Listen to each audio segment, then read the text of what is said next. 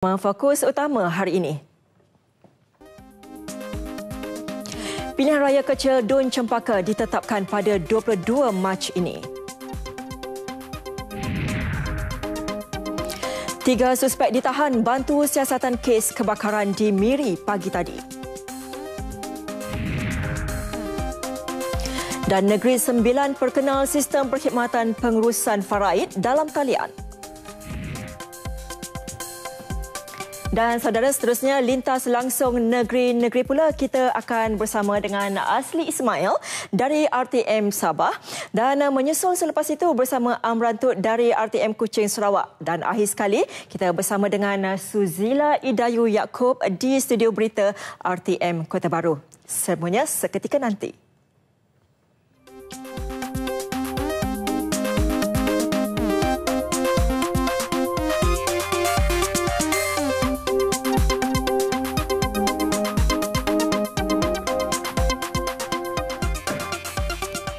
Baiklah saudara, Nasional 5 kami mulakan dengan laporan pertama ini.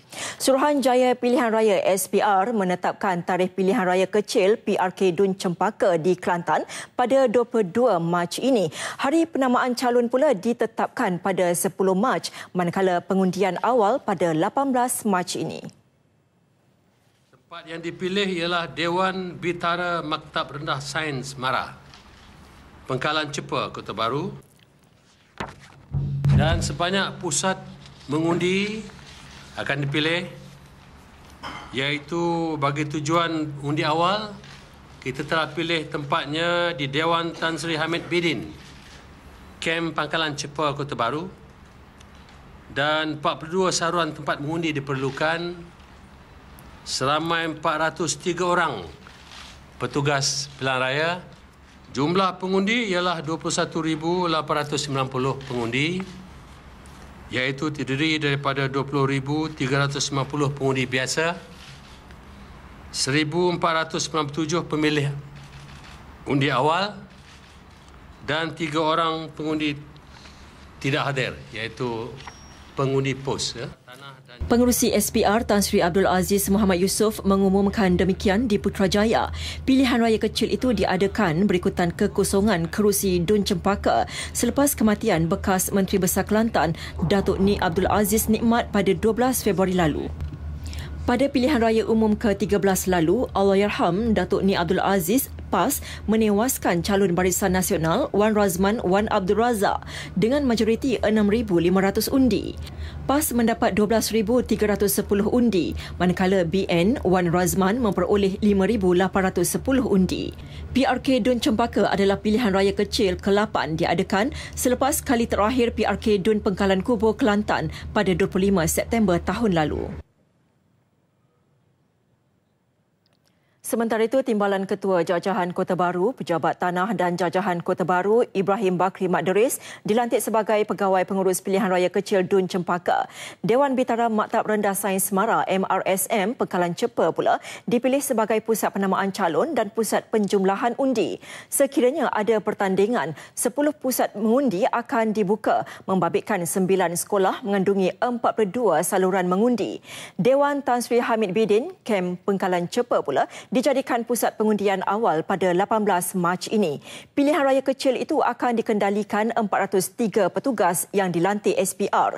Proses pilihan raya kecil itu dijangka menelan belanja RM810,000.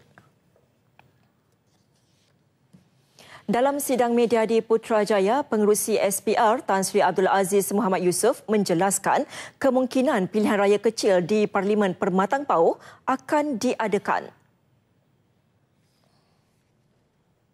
Bagaimanapun, SPR perlu menunggu tempoh 2 minggu sehingga 24 Februari ini sebelum membuat sebarang pengumuman. That 14 days under the law, that Datuk Seri Anwar Ibrahim can appeal to the King or can review what we call it judicial review, that within 14 days, iaitu sehingga 24th of this month. Until 24th of this month, if there is no rayuan, jadi SPR akan mengadakan mesyuarat khaslah selepas itu. Pada 10 Februari lalu, Ahli Parlimen Permatang Pauh, Datuk Seri Anwar Ibrahim, gagal dalam rayuannya untuk mengetepikan sabitan dan hukuman penjara 5 tahun bagi kesalahan meliwat bekas pembantunya, Muhammad Saiful Bukhari Azlan, 7 tahun lalu. Beliau kini menjalani hukuman penjara di Sungai Buloh. 3 suspek ditahan bagi membantu siasatan berhubung kebakaran yang berlaku di Miri, Sarawak awal pagi tadi yang meragut nyawa 3 sekeluarga. Kejadian berlaku di sebuah rumah flat separuh kekal di Permai Jaya awal pagi tadi. Ketiga-tiga mangsa termasuk 2 wanita dipercayai mati akibat lemas terhidu asap tebal selepas gagal mencari jalan keluar. Rumah yang masih dalam proses pengubahsuaian itu terbakar kira-kira 1 pagi tadi. Menurut Timbalan Ketua Polis Daerah Miri, Superintendent Stanley Jonathan Ringgit, siasatan awal mendapati terdapat elemen khianat dan jenayah dalam kejadian itu. Kes akan disiasat di bawah Seksyen 302 Kanun Keseksaan kerana membunuh. Mangsa dikenal pasti sebagai Tiong Ing Tai, 61 tahun, Tang Poh King, 46 tahun dan Tiong Yong Wui, 14 tahun. Sementara itu, penguasa kanan bomba 2 Zon Miri, Ahmad Nizam Sapi'i berkata pihaknya mengambil masa 30 minit untuk mengawal kebakaran daripada merebak ke rumah berhampiran. Menurut Ahmad Nizam, bomba mendapati ketiga-tiga mangsa ditemui di bilik tidur bahagian depan. Sementara itu, Adun Senadin, Datuk Lee Kim Shin yang berada di lokasi kejadian berharap polis dapat meningkatkan rondaan sempena sambutan Tahun Baru Cina. Mayat ketiga-tiga mangsa dihantar ke Hospital Miri untuk bedah siasat.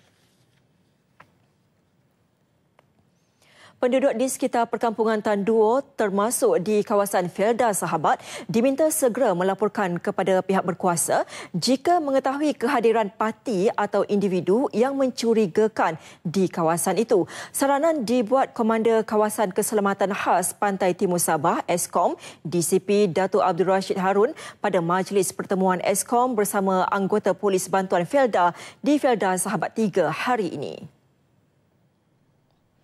Katanya penduduk yang mempunyai info berkaitan boleh menyalurkan maklumat ke Balai Polis Berhampiran atau menghubungi bilik gerakan Eskom yang beroperasi 24 jam seperti di talian tertera. DCP Datuk Abdul Rashid menolak kabar angin kononnya gelombang kedua pencerobohan pengganas Sulu akan berlaku. Namun tegasnya penduduk termasuk pihak berkuasa perlu sentiasa bersedia bagi menghadapi sebarang kemungkinan. Beliau juga mahu kerjasama semua pihak termasuk penduduk pesisir pantai sekitar Tan Duo dan anggota Polis Bantuan Felda bagi membantu pihak keselamatan mengambil tindakan sewajarnya. Anggota Polis Bantuan di kawasan Felda Sahabat juga diminta menyalurkan maklumat khususnya berkaitan dengan kehadiran parti atau kemasukan penjenayah yang menyamar sebagai orang tempatan. 49 pendatang asing tanpa izin parti termasuk 4 kanak-kanak ditahan dalam 3 serbuan berasingan Jabatan Imigresen di Pulau Pinang. Mereka antara 232 orang parti yang diperiksa dalam operasi yang bermula 10 malam tadi.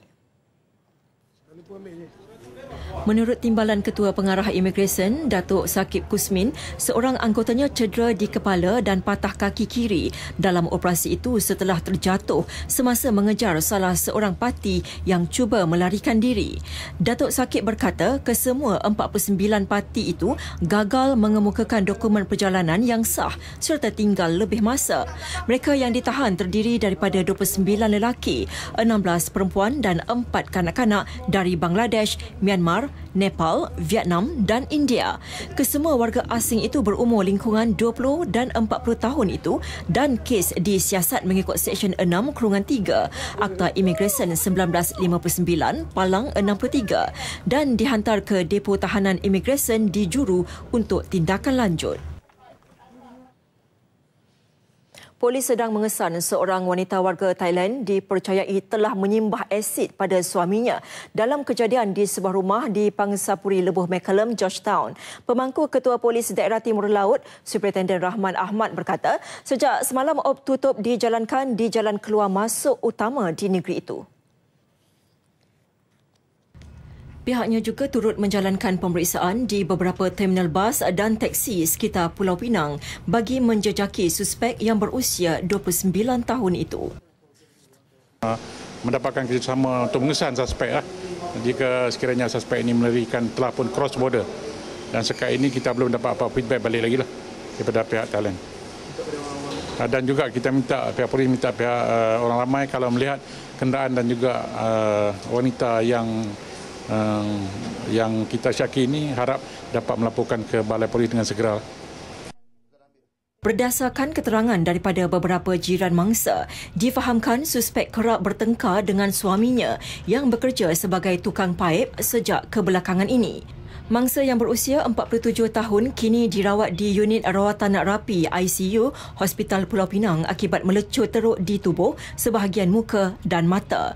Dalam kejadian kira-kira pukul 6.40 pagi semalam, pengawal keselamatan yang sedang bertugas terdengar jeritan mangsa yang meminta tolong dari dalam rumahnya di tingkat 3. Ekoran berkunci pengawal keselamatan terbabit terpaksa memecahkan pintu sebelum menjumpai mangsa dalam keadaan kesakitan di bilik tidur utama. Superintenden Rahman yang melawat mangsa turut memaklumkan suspek turut melarikan kereta suaminya. Kes disiasat mengikut Seksyen 326 Kanun Keseksaan.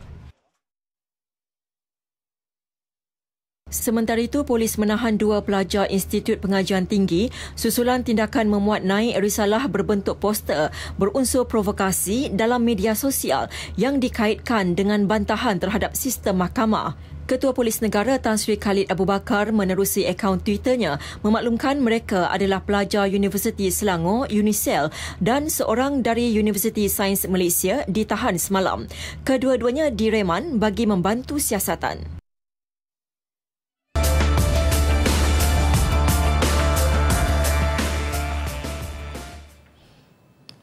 Saudara, aliran trafik di beberapa lebuh raya utama negara mula sesak sejak awal pagi tadi berikutan kebanyakan warga kota pulang ke kampung masing-masing sempena perayaan Tahun Baru Cina esok.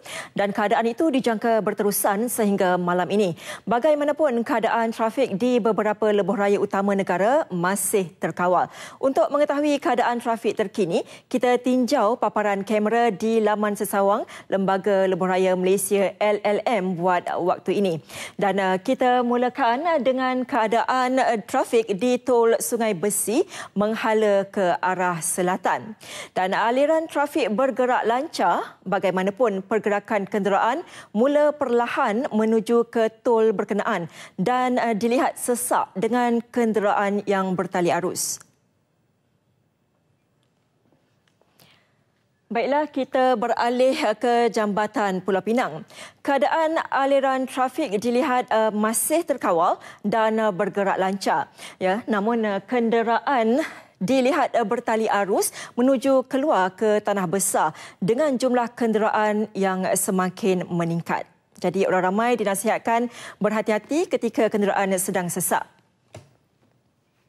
Dan manakala di kilometer 148 di kedua-dua arah berdekatan juru, keadaan aliran trafik dilihat terkawal dan bergerak lancar. Kenderaan di kedua-dua arah dilihat semakin bertambah dan mula bertali arus. Dan sementara di Tol Gombak menghala ke Pantai Timur, trafik dilihat mulai sesak dengan pertambahan jumlah kenderaan. Berikutan hujan renyai, keadaan aliran trafik di tol berkenaan dilihat bergerak perlahan. Kemudian kita tinjau pula keadaan di Lebuh Raya Utara Selatan menghala ke utara di kilometer 419 berhampiran Bukit Tagar. Kenderaan bergerak lancar dengan jumlah kenderaan yang dilihat semakin meningkat ketika ini. Dan akhir sekali, kita lihat keadaan trafik di kilometer 20 berhampiran Senai Utara menghala selatan. Kenderaan mulai sesak dengan kenderaan bertali arus. Bagaimanapun, keadaan kenderaan bergerak lancar arah bertentangan.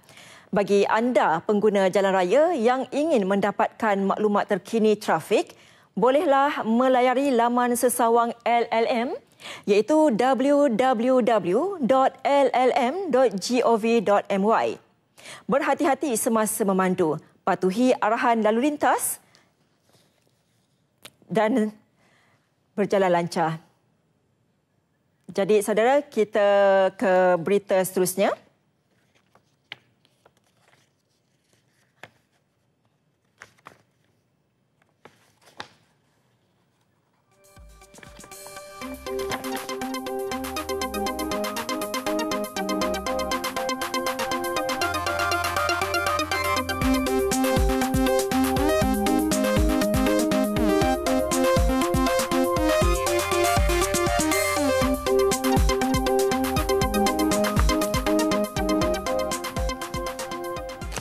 Terminal Bersepadu Selatan TBS dibanjiri orang ramai sejak awal pagi tadi.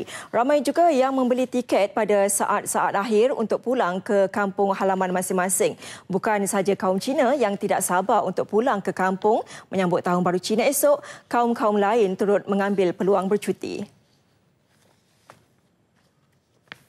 Jumlah penumpang dijangkakan lebih ramai pada malam ini dengan lebih 1,000 bas disediakan setiap hari. Menurut Pengurus Kanan Operasi TBS, Faizal Reza Rizwan, 18 kaunter ditambah dengan 2 kaunter pelepasan dan 1 kaunter khas untuk orang kurang upaya dibuka bagi kemudahan penumpang.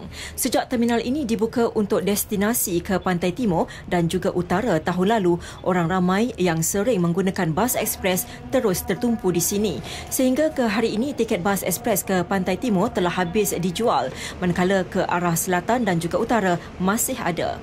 Tiket destinasi ke timur untuk hari ini dan untuk petang nanti dan malam ini masih ada tapi amat terhad, dan juga untuk keesokan pagi dan untuk seterusnya tu masih ada tiket. Dan di sini kita ada sediakan bas tambahan mengikut pada permintaan, dan kita galakkan penumpang jangan tunggu di saat akhir supaya kita dapat membuat perancangan yang rapi. Sekiranya keperluan diperlukan, kita akan tambahkan bas untuk memudahkan ataupun orang ramai dapat balik ke kampung halaman sempena cuti yang panjang musim perayaan Tahun Baru Cina ini. Orang ramai juga masih boleh membeli tiket secara dalam talian dan juga di kaunter yang disediakan. Nak belikan untuk kawan pula. Dah beli dah lama. Untuk hari ini. Daripada dulu lagi. Sebab mudah. Kalau kat sini senang sikit. Apa-apa nanti dia beli tiket terus boleh gerak terus. Kalau biasa tempat lain kadang-kadang dah habis. Sini selalu banyaklah tiket dia. Beberapa penambahbaikan dilaksanakan untuk memastikan kelancaran perjalanan penumpang di KLIA 2. Antaranya pengasingan kaunter daftar masuk dan kaunter penyerahan bagasi sejak 9 Februari. Langkah itu bertujuan mengurangkan kesesakan orang ramai yang sebelum ini beratur di kaunter sama untuk penyerahan bagasi dan mendaftar masuk. Ini berikutan pertambahan mendadak jumlah penumpang sempena musim perayaan ini. Start satu sistem baru di mana kita separate yang daftar masuk daripada yang hanya nak untuk nyerah bagasi. Masalah kita ada dekat 80% penumpang untuk KLIA 2 ni, mereka dah buat web check-in dekat rumah dan kios check-in, dan dia hanya nak serah beg dan kita tak nak mereka tunggu dalam queue panjang. Oleh kerana itu kita dah sediakan 3 row khas, dan dengan sistem baru ni kita dapati bahawa queue dekat tempat nyerah bagasi dengan queue check-in telah kurang. Selain itu, lebih 50 kios daftar masuk secara dalam talian disediakan untuk mempercepat proses daftar masuk. Kira-kira 70,000 penumpang dicatatkan pada hari ini di KLIA 2. Kesesakan telah bermula sejak pukul 3 pagi tadi dan waktu puncak untuk hari ini bermula pukul 3 petang hingga 5 petang. 40 pesawat berlepas dan mendarat setiap jam untuk penerbangan domestik dan antarabangsa melibatkan 12,000 penumpang.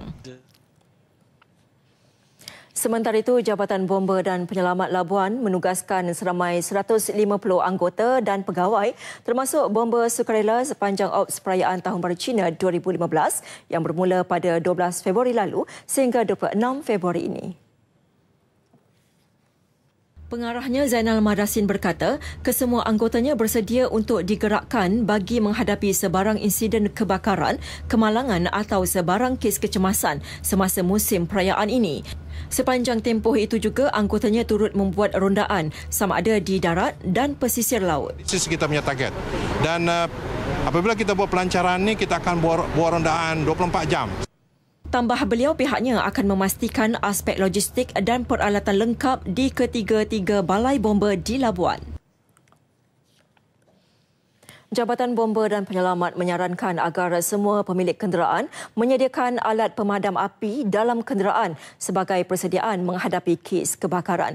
Kebimbangan disuarakan Timbalan Ketua Pengarah Operasi Datuk Saiman Jahid kerana sehingga Februari tahun ini 333 kes kenderaan terbakar di jalan raya dilaporkan. Selangor mencatat kes tertinggi iaitu sebanyak 107 kes. Beliau turut mengingatkan orang ramai yang pulang bercuti sempena sambutan Tahun Baru Cina agar menyediakan alat pemadam api di dalam kenderaan masing-masing. Berdasarkan laporan Unit Penyiasatan dan Forensik Bomba, mendapati kes kejadian rentung berlaku apabila pemandu tersepit dan tidak dapat keluar dari kenderaan. Selain api tidak dapat dipadamkan kerana tiada alat pemadam api. Menyedari kejadian yang semakin kerap berlaku, pihaknya sudah mempunyai beberapa cadangan yang akan diajukan kepada pihak berkuasa dalam menangani kes kebakaran kenderaan, terutama kereta di jalan raya. Kenderaan di rock and roll untuk memadamkan api.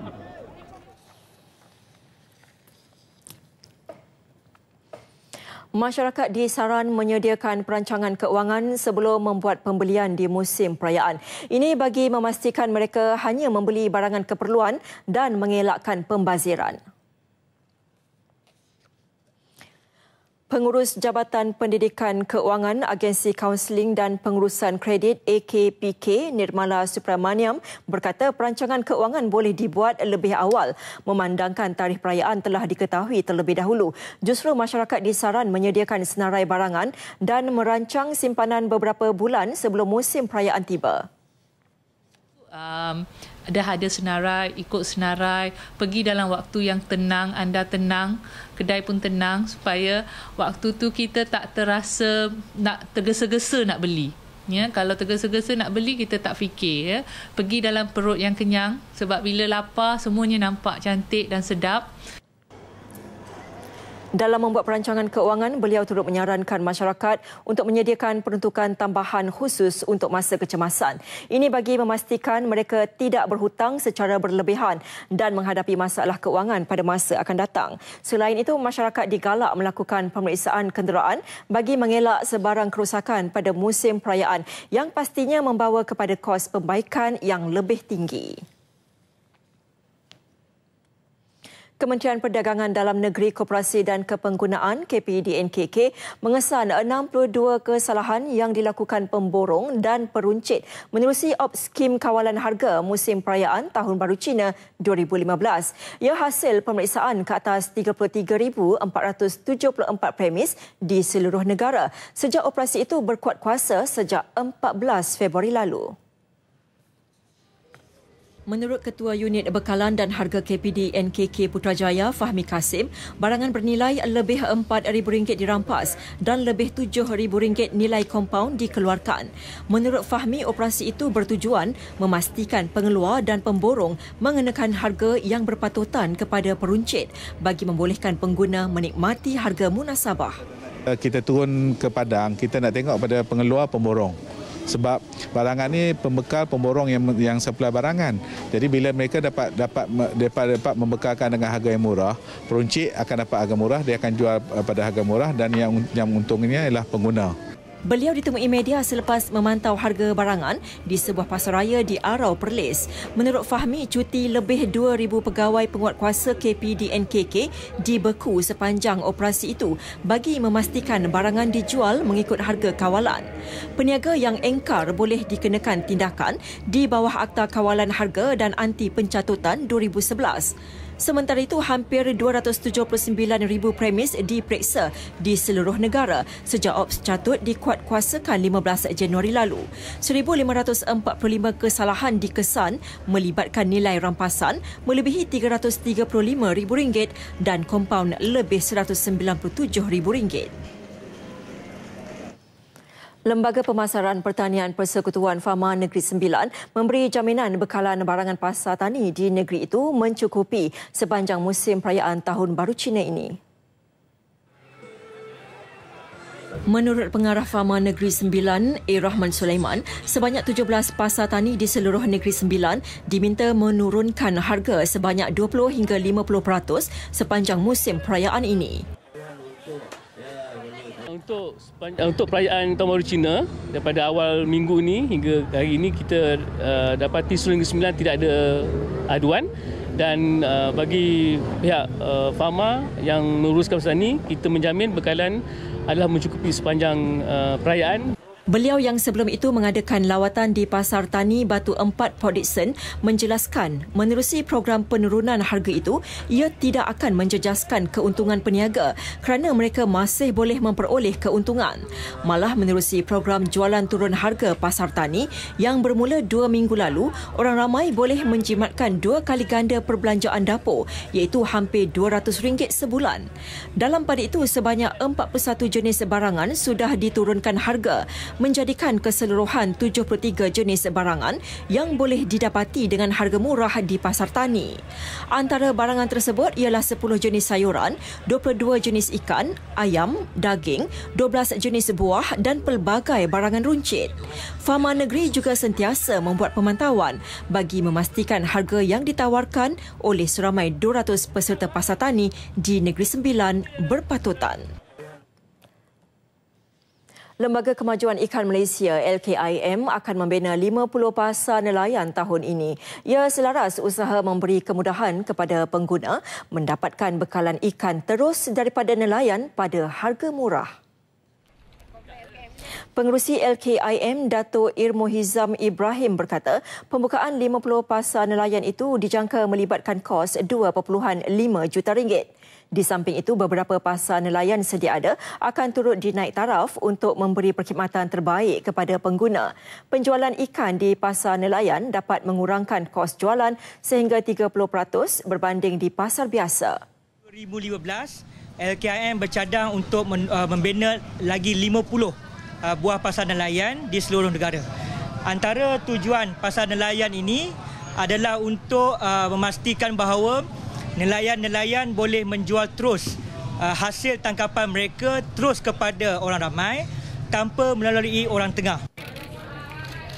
Dato' Irmo Hizam ditemui media selepas merasmikan Pasar Nelayan Penaga di Kepala Batas Pulau Pinang. Turut hadir Ahli Parlimen Kepala Batas Dato' Rizal Marikan Naina Marikan dan Pengarah LKIM Pulau Pinang Raja Khalid Raja Arifin. Kerajaan Negeri Sembilan telah mencapai persetujuan dengan Melaka untuk membeli air terawat berjumlah 2.2 juta galen sehari. Pembelian itu bagi mengatasi masalah bekalan air yang semakin berkurangan, terutama di empangan Gemencih, sekaligus memberi manfaat kepada 5,000 pengguna di daerah Tampin dan Rembau. Menurut Menteri Besar Negeri Sembilan, Datuk Seri Muhammad Hassan, pembelian air akan bermula dalam masa yang terdekat. Sebaik sahaja pemasangan paip berukuran 15 meter dari Pulau Sebang ke daerah yang berhampiran, antaranya Tampin dan Rembau, siap dibina. Jumlah pengeluaran air dari loji rawatan air Sawah Raja akan turut dimaksimumkan kepada 2 juta galen sehari bagi membantu meningkatkan paras air di empangan Gemencih yang sudah mencapai tahap kritikal.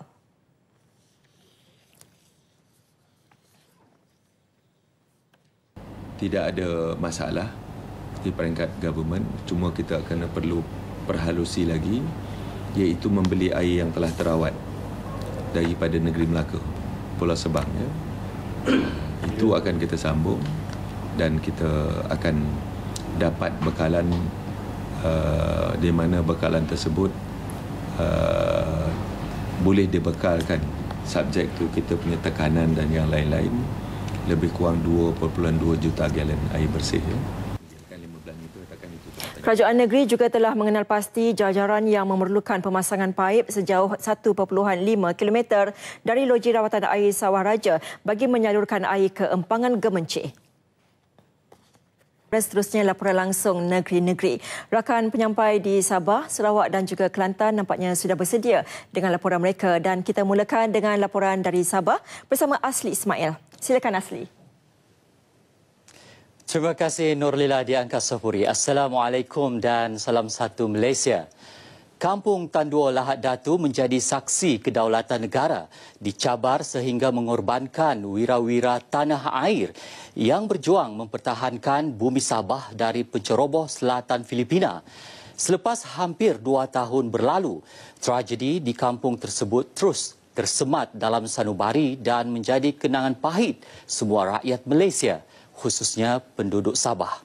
Ikuti laporan wartawan RTM, Emran Azmi Rosli dan juru kamera Nur Hisham Ismail yang meninjau kembali ke Kampung Tan Dua, lokasi pendaratan kumpulan penceroboh tersebut.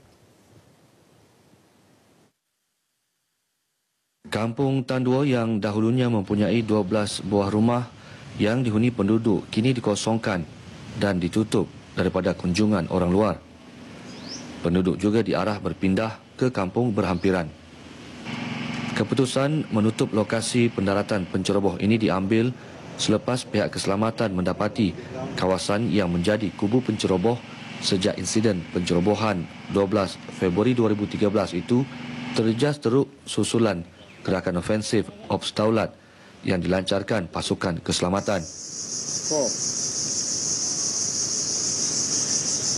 2 tahun yang lalu, tanggal 12 Februari 2013, di sinilah di mana sekumpulan penceroboh berpakaian ala tentera telah mendarat di Kampung Tan Dua. Dan boleh disaksikan sendiri di belakang saya inilah merupakan bot yang mereka naiki yang kini hanya tinggal rangka. Pertempuran tersebut mengorbankan 2 anggota Komando Vet 69, ASP Zulkifli Mamat dan Sarjan Sabaruddin Daud, manakala hampir 70 anggota penceroboh turut maut. Di sebelah kanan belakang saya, anda boleh saksikan sendiri bendera kuning yang menunjukkan lokasi seorang anggota keselamatan kita, iaitu ASP Zulkifli, terkorban selepas ditembak oleh kumpulan pengganas suluh. Dan keadaan pokok sewaktu kejadian tersebut 2 tahun lalu, anda boleh saksikan tadi terlalu tinggi, agak tinggi, dan keseluruhan kawasan ini menyukarkan jarak penglihatan di antara pasukan keselamatan dengan kawasan di mana lokasi kumpulan penceroboh bersembunyi. Kesan Ops Daulat, penceroboh meninggalkan Kampung Tan Dua dan melarikan diri ke kampung berhampiran, termasuk Kampung Tanjung Batu dan Kampung Tanjung Labian. Kedua-dua kampung yang sebelum ini aman bertukar menjadi medan pertempuran antara pasukan keselamatan negara dan pengganas sulu yang menyaksikan banyak kemusnahan harta benda termasuk rumah penduduk. Bila kita jalan di sini, di jalan apalagi di rumah, beberapa rumah, jalannya memang keroncong peluru saja. Ada sampai kereta, sampai pancut kena keroncong peluru.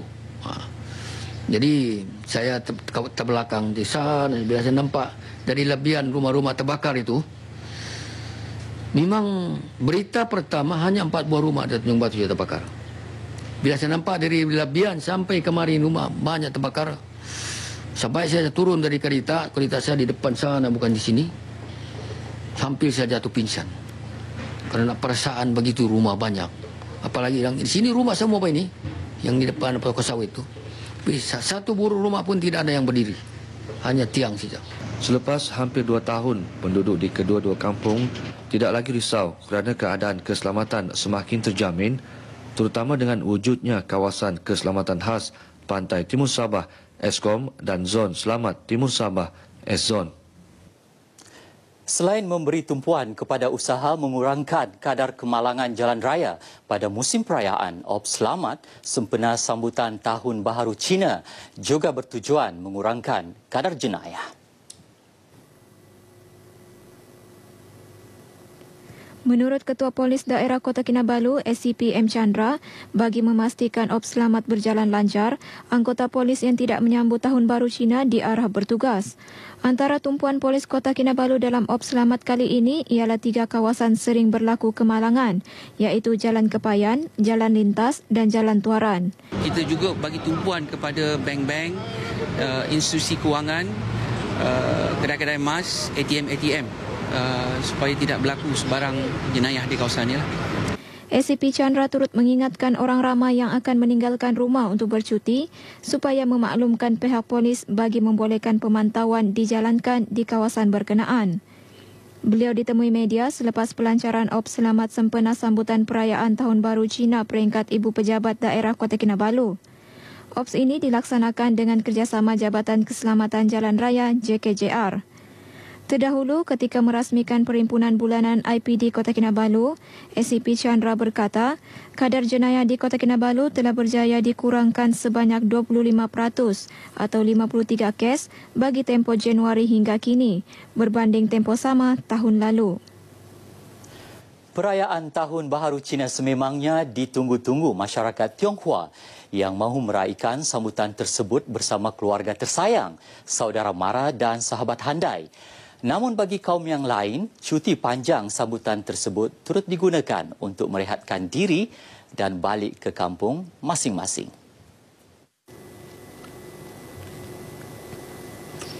Tinjauan kru berita RTM di Terminal Bas Inanam Kota Kinabalu mendapati sempena cuti Tahun Baharu Cina ini lebih ramai pengguna menggunakan perkhidmatan bas berbanding hari-hari biasa.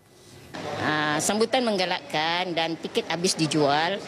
Untuk penambahan bas pun kami buat. Ramai orang baliklah balik kampung. Sekarang nih tiket mau habis dijual sudah berbanding hari biasa. Sudah sekarang kan Tahun Baru Cina. Berbanding dengan hari biasa tiket kami jual. Seluruhnya dah habis tapi sekarang kan cuti semua tiket habis dijual. Beginilah suasana para penumpang yang memanfaatkan perayaan cuti Tahun Baru Cina ini yang menggunakan perkhidmatan bas untuk balik ke kampung halaman masing-masing.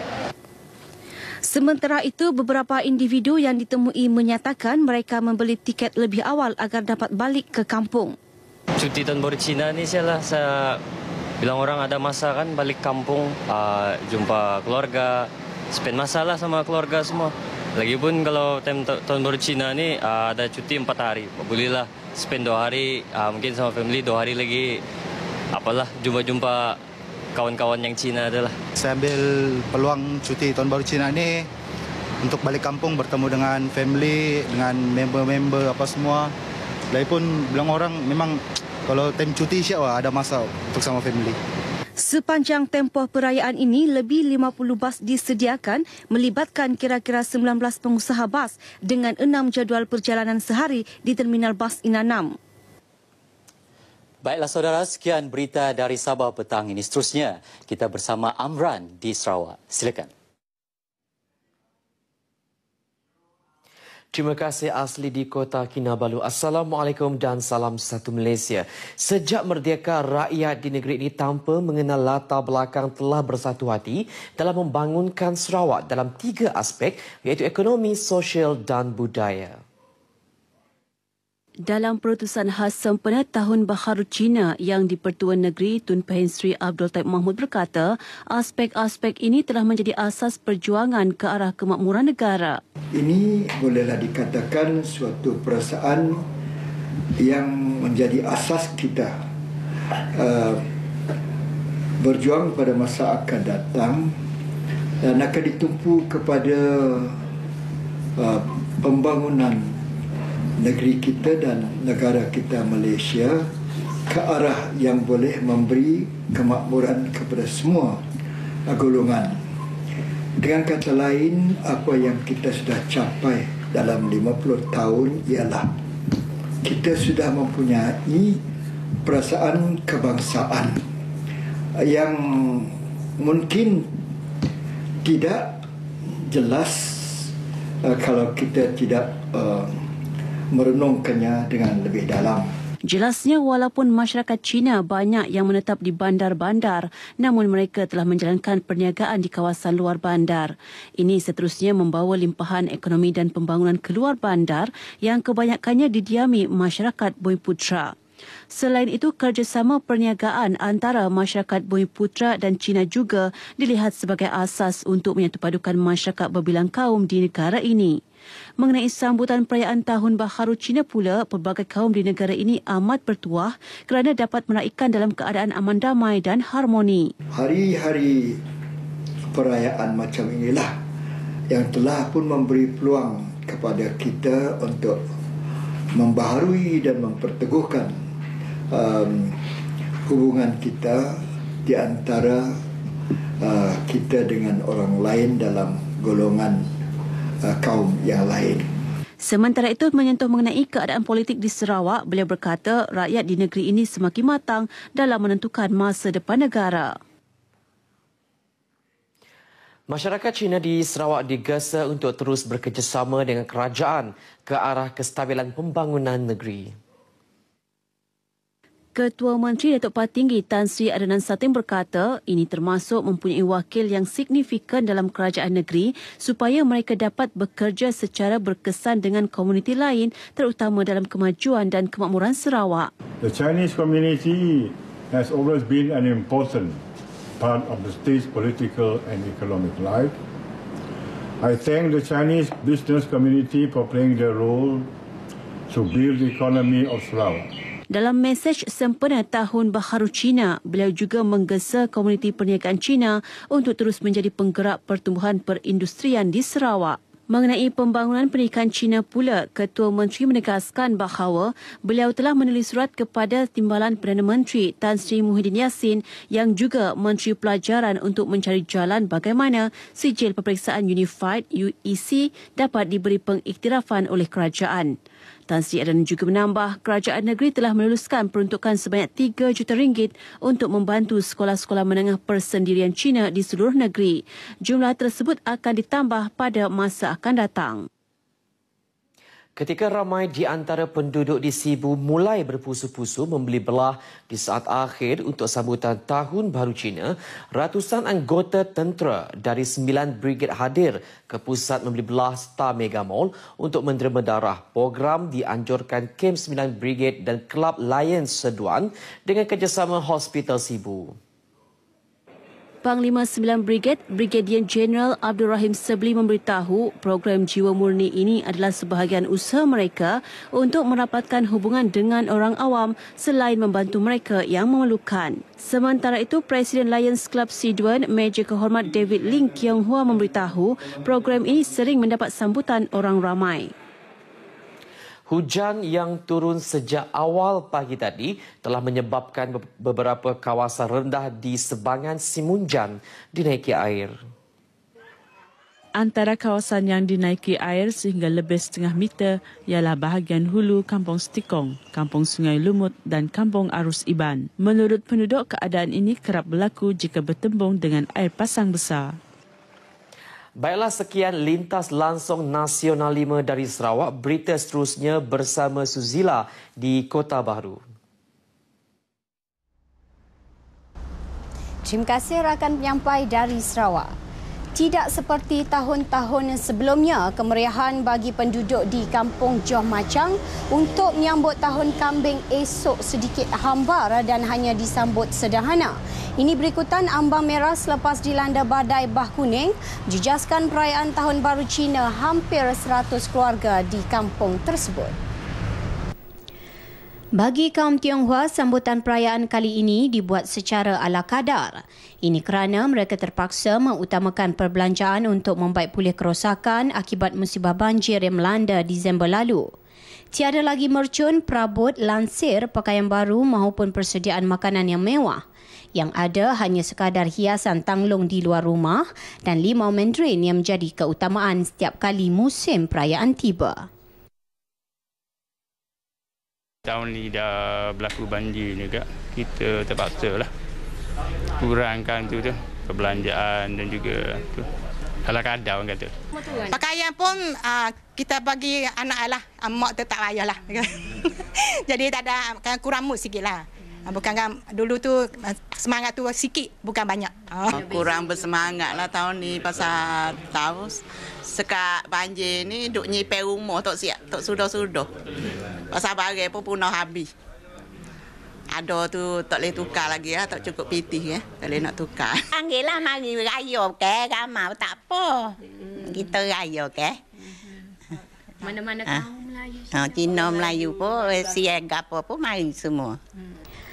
Bagaimanapun bagi penghulu kampung Johor yang juga mewakili kaum Cina, Chang Ching Yen, 49 tahun, walaupun perayaan dirai sederhana, penduduk diminta untuk terus mengekalkan kemesraan dan ikatan perpaduan antara pelbagai kaum untuk sama-sama merayakannya.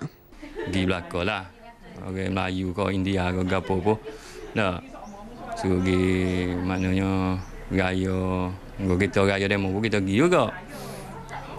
Itulah. Inilah masa untuk kita. Masa no erak, maknanya antara kaum-kaum ke. Kopi pakai. Selamat Tahun Baru Cina. Menyemarakkan sambutan Tahun Baru Cina di samping memberi semangat kepada mereka yang menyambutnya, agensi di bawah Kementerian Komunikasi Multimedia Malaysia KKMM iaitu JASA, Jabatan Penyiaran dan Jabatan Penerangan bersama Jabatan Pembangunan Persekutuan JPP memperuntukkan RM30,000 untuk agihan Limau Mandarin. Pengarah Jasa Negeri Kelantan Hishamuddin Abdul Rashid berkata sebanyak 2,000 kotak limau Mandarin diagihkan kepada kaum Tionghoa yang dikenal pasti terlibat dengan musibah banjir khususnya di daerah Machang, Tanah Merah, Pasir Mas dan Tumpat. Kesepakatan itu dilihat dapat meringankan beban penduduk terjejas banjir sekaligus memeriahkan lagi perayaan yang turut diraih oleh pelbagai bangsa di negeri ini. Bersama-samalah dalam kita membantu masa banjir bagi bangsa Tionghoa. Bermula di daerah Machang, agihan sumbangan limau Mandarin sebanyak 900 kotak disempurnakan Ahli Parlimennya Datuk Jazlan Yaakob. Berkesempatan meninjau persiapan perayaan di kampung berkenaan, Datuk Jazlan turut memberi bantuan berupa ampau kepada penduduk yang memerlukan. Jelas beliau pendekatan untuk menyemarakkan perayaan ini mampu mengekalkan semangat perpaduan dan keharmonian negara, di samping menolak fahaman sempit dan sikap ekstrim setengah pihak yang cuba melaga-lagakan kaum demi memenuhi hasrat pribadi. Kita harap kita dapat mengekalkan perpaduan dan melalui sambutan perayaan sama ada Tahun Baru, Hari Raya bagi orang Melayu dan juga sambutan perayaan bagi masyarakat India, kita sama merayakan setiap perayaan ini dengan semangat muhibah. Sambutan Tahun Baru Cina bermula esok. Rata-rata peniaga Kelantan akur dengan penetapan skim kawalan harga musim perayaan yang ditetapkan Kementerian Perdagangan Dalam Negeri, Koperasi dan Kepenggunaan KPDNKK bermula 14 Februari lalu. Di Pasar Besar Pasir Mas, kebanyakan peniaga dilihat menjual barangan kawalan tidak melebihi harga maksimum. Mereka turut meletakkan tanda harga khas berwarna merah jambu untuk membezakan barangan harga terkawal. Bahkan menurut peniaga, barangan yang ditawarkan sentiasa berpatutan sebagaimana hari biasa. Saya sebagai peniaga kakulah. Kalau aku arah tapi setakat ni, walaupun perayaan mana-mana sekalipun, baik Raya Cina, Hari Raya Haji, Hari Raya Puasa, harga silin di Pasir Mas ni bawah harga silin dari segi harga pasaran ikan dan hasil laut. Sebagai peniaga tu kemudahan tu jalan, ada apa yang kita masalah. Pasir Mas ni kita meniaga macam biasa. Baik makanan, baik ikan, sayur, pasaran yang paling murah. Tak ada kita naik harga apa, habis macam biasa.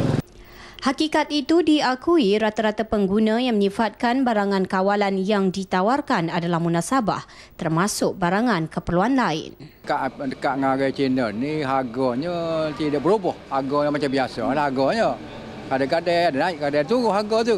Mengikut pasaran lah. Tapi masalah harga ni pengguna boleh belilah. Boleh beli dengan harga sekarang ni. Memang macam biasalah, kita tak ada rasa terbeban lah nak membeli. Cukuplah. Tak kata kurang ke apa dok lah. Seperti biasa je lah. KPDNKK Kelantan menetapkan 12 jenis barangan sebagai barangan kawalan. Tempoh kawalan bermula 14 Februari hingga 25 Februari melibatkan beberapa barangan yang mendapat permintaan tinggi sempena Tahun Baru Cina, antaranya ayam, telur, bawang putih dan kubis bulat import.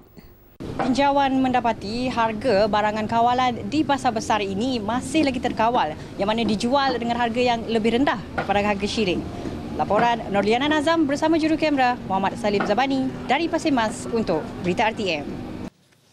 Negeri Sembilan dijangka melaksanakan sistem perkhidmatan pengurusan faraid secara dalam talian hujung tahun ini. Sistem yang dikenali sebagai faraid itu dibangunkan sekumpulan pakar dari Fakulti Pengajian Quran dan Sunnah dan Fakulti Sains dan Teknologi Universiti Sains Islam Malaysia USIM Nila.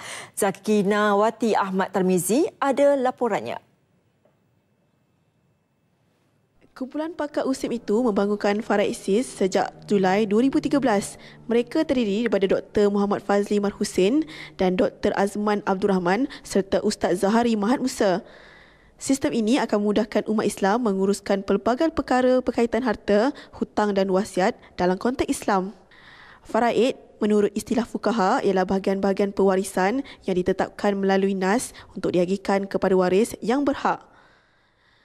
Menurut Timbalan Naib Chancellor USIM, Prof. Datuk Dr. Mustafa Muhammad Hanifah, sistem faraid dalam pendidikan USIM itu menggabungkan ilmu nakli dan akli dalam semua disiplin termasuk Al-Quran dan sains teknologi Islam. Jadi dalam sistem faraid juga mana dia permudahkan. Sekarang ni alhamdulillah bila ada sistem ini barulah orang faham kan bagaimanakah aturannya, peraturannya dan bagaimanakah pengiraannya kan dalam sistem faraid ini. Jadi walaupun pensyarah ni daripada IT khususnya, tapi gabungan tu ada daripada bidang Quran dan Sunnah dan juga dalam bidang syariah. Alhamdulillah lah, saya harap produk ni akan mendapat sambutan seperti mana kita harapkan dan kita telah pun dapat sokongan daripada MAINS. Menurut pensyarah kanan Fakulti Sains Teknologi USIM, Dr. Muhammad Fazli Mar Hussein, antara ciri utama yang dijaga kerahsiaan dalam sistem itu ialah nombor akaun, baki akaun, lokasi aset dan maklumat pemegang amanah harta. Kesemua maklumat dan harta hutang pemegang harta yang didaftar dalam laman sesawang www.faraidsis.org adalah rahsia dan disimpan dengan selamat. Sistem iLegacy ini dibangunkan pada asasnya untuk menyelesaikan masalah kita yang mana semasa kita hidup kita ada banyak rahsia tetapi bila kita meninggal dunia rahsia ini mati bersama kita. Jadi menggunakan sistem ini ia boleh membantu untuk memudahkan waris untuk mengetahuinya. Sistem ini mempunyai tahap keselamatan yang tinggi, akses terhadap maklumat sensitif hanya diketahui pemegang akaun. Pemilik akaun akan melantik pemegang amanah untuk membolehkan maklumat diketahui selepas beliau meninggal dunia. Bagaimanapun, pensyarah kanan Fakulti Undang-Undang USIM, Dr. Azman Abdul Rahman berkata, mereka komited melakukan penambahbaikan dari masa ke semasa sekiranya ada kelemahan yang dikesan pada sistem itu. Dengan adanya sistem ini, kita bukan saja ada sistem tetapi kita sekarang ini untuk menawarkan satu program yang dinamakan Sijil Eksekutif Pengurusan Faraid yang mana sijil ini telah disediakan pada tahun lepas dan sebenarnya sijil ini telah dijalankan secara pilot oleh pelajar Universiti Sains Islam sendiri. Kita lakukan selama 3 hari yang mana pelajar-pelajar ini diberi pendedahan tentang sistem pengurusan faraid khususnya dalam konteks teori dan juga konteks praktikal di Malaysia. Yang mana semua peserta yang mengikuti sijil eksekutif pengurusan faraid akan diberi penerangan tentang bagaimana mengira faraid dalam konteks sistem. Menurut seorang lagi pendidik faraid SIS, Zahari Mahat Musa, sistem dalam talian itu akan memudahkan umat Islam menyelesaikan masalah hutang pemegang harta. Kalau ada lebihan selepas harta si mati itu digunakan untuk selesaikan hutang, barulah beralih ke peringkat yang ketiga iaitu wasiat yang dibuat oleh si mati. Dalam Islam, wasiat yang dimaksudkan ialah pemberian sumbangan sebanyak 1/3 harta kepada selain waris. Maksudnya istilah wasiat ini sangat berbeza dengan kefahaman masyarakat tentang term wasiat lah. Sebab kita merasakan wasiat dalam Islam adalah satu bentuk sumbangan. So siapa ada lebihan silakan, siapa yang tak ada lebihan mungkin satu kekangan bagi dia untuk buat. Kedua, apabila kita kata wasiat, nilainya mesti 1/3. Kalau lebih perlukan kepada persetujuan bersama oleh ahli waris yang lain. Sistem Faraid SIS yang diinovasikan oleh penyelidik dari Universiti Sains Islam Malaysia USIM NIDA ini mudah dan cepat dan bolehkan kita mengakses laman sesawang ini di mana sahaja yang turut boleh digunakan oleh orang bukan Islam dan bukan beragama Islam bagi tujuan pembahagian harta. Laporan Zakinawati Ahmad Tamizi dan juru kamera Aziz Zubair untuk Berita RTM. Baiklah saudara, laporan itu tadi mengakhiri Nasional 5, 18 Februari 2015. Selepas ini, laporan cuaca bersama Pegawai Jabatan Meteorologi Nur Adira Mahmud. Sekian, Assalamualaikum dan salam satu Malaysia.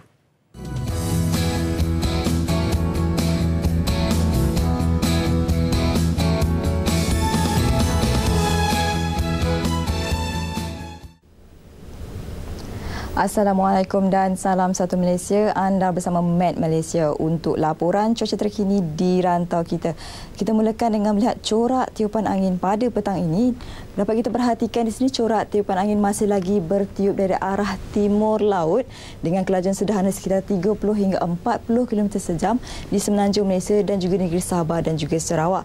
Dan keadaan ini sebenarnya adalah keadaan yang normal kerana kita masih lagi berada dalam fasa monsun timur laut di mana ia dijangka berterusan sehingga penghujung Mac nanti. Dan jika diperhatikan di sini corak tiupan angin di semenanjung Malaysia khususnya berlaku satu kawasan penempuan angin di mana angin dari arah timur laut dan juga dari arah barat berlakunya kawasan penempuan angin di bahagian pantai barat semenanjung Malaysia dan lazimnya keadaan ini menyebabkan cuaca lembap di kawasan tersebut. Dan ini terbukti dengan paparan radar jika diperhatikan di sini di kawasan penumpuan angin ini hujan berserta berpetir masih lagi berlaku terutamanya di pedalaman Perak dan juga di sebahagian besar di daerah Selangor serta Kuala Lumpur serta di Johor Barat. Di mana hujan berserta berpetir ini dijangkakan boleh berterusan sehingga lewat petang. Bagi negeri-negeri lain di semenanjung Malaysia pada petang ini adalah dalam keadaan tidak hujan. Bagi negeri Sabah pula, berbeza untuk negeri Sabah pada petang ini, cuaca di kesemua bahagian adalah dalam keadaan cerah dan keadaan cerah ini dijangkakan berterusan sehingga lewat petang dan dijangkakan pada malam nanti tidak mengalami hujan. Bagi negeri wilayah Persekutuan Labuan juga tidak mengalami hujan pada petang ini. Untuk negeri Sarawak, dapat kita perhatikan di sini, di kebanyakan bahagian khususnya adalah dalam keadaan tidak hujan. Di mana keadaan ini dijangkakan boleh berterusan sehingga awal malam. Namun begitu, jika diperhatikan di sini, di bahagian Kuching, berlaku hujan di 1-2 tempat yang dijangkakan semakin reda. Bagi anda yang ingin merancang perjalanan, apa kata kita saksikan terlebih dahulu tinjauan cuaca yang telah disediakan.